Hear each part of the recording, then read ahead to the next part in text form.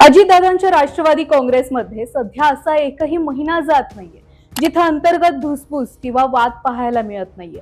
कधी सुनील तटकरे विरुद्ध प्रफुल्ल पटेल, कधी विधान परिषदेच्या जागांवरून खडाजंगी आणि आता तर थेट एका राज्यसभेच्या खासदारकीवरून पक्षामध्ये मोठा राडा झालाय. होय, छगन भुजबळ आऊट झालेत आणि प्रफुल्ल पटेलांचे खंदे समर्थक राजेंद्र जैन यांची लॉटरी लागली आहे. पण या एका खासदारकीच्या मागे नेमकं काय राजकारण घडलं? भुजबळांचा हट्ट नडला की त्यांच्या विरोधात पक्षातच काही शिजत होतं? महायुतीनं भुजबळांची मागणी नेमकी का फेटाळली आणि भाजपचा या जागेवर काय डोळा होता, हेच आजच्या व्हिडिओतून अगदी सविस्तरपणे पाहायचंय. नमस्कार. बघा, सर्वप्रथम पार्श्वभूमी समजून घेऊया. सुनेत्रा पवार या महाराष्ट्राच्या उपमुख्यमंत्री झाल्यानंतर त्यांनी त्यांच्या राज्यसभेतील खासदारकीचा राजीनामा दिला आणि ती जागा रिक्त झाली. या जागेवर राष्ट्रवादीकडून सर्वात आघाडीवर आणि फायनल मानलं गेलेलं नाव होतं अर्थात ज्येष्ठ नेते छगन भुजबळ यांचं. भुजबळांना स्वतःला सुद्धा दिल्लीच्या राजकारणामध्ये रस होता, त्यामुळे सुनेत्रा पवार यांनी त्यांच्या नावावर जवळजवळ शिक्कामोर्तब केलं होतं. सगळं काही सुरळीत चाललेलं होतं. भुजबळांची दिल्लीची वारी निश्चित मानली जात होती. पण अचानक असं काही घडलं की संपूर्ण चित्र पालटलं. भुजबळांच्या मनात एक नवी राजकीय चाल आली. त्यांनी पक्षश्रेष्ठी आणि सुनेत्रा पवार यांच्याकडे एक मोठी अट ठेवली.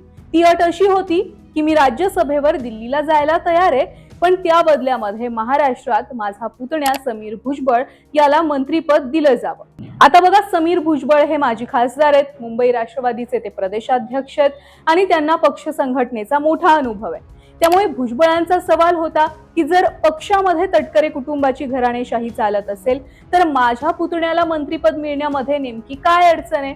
पण भुजबळांची ही मागणी सुनेत्रा पवार आणि राष्ट्रवादीच्या वरिष्ठ नेत्यांनीच नाही तर भाजपच्या सुद्धा केंद्रीय मंत्र्यांनी किंवा केंद्रीय नेतृत्वानं थेट फेटाळून लावली. आता भुजबळांची मागणी का नाकारली गेली? तर राजकीय तज्ज्ञांच्या मते यामागे मराठा विरुद्ध ओबीसी आणि घराणेशाहीची भीती होती. बघा, छगन भुजबळ स्वतः खासदार होते, त्यांचे सुपुत्र पंकज भुजबळ हे आधीच आमदार आहेत.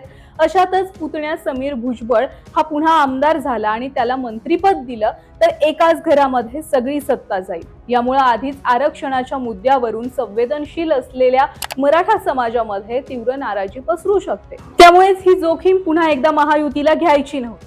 मंत्रीपदाची अट पेटे आल्यामुळे छगन भुजबळ प्रचंड नाराज झाले. राष्ट्रवादीच्या कोअर कमिटीच्या बैठकीमध्ये त्यांनी थेट जाहीर करून टाकलं की जर अट मान्य नसेल तर मी राज्यसभेवर जाणार नाहीये. आता राष्ट्रवादी समोर मोठं संकट होतं.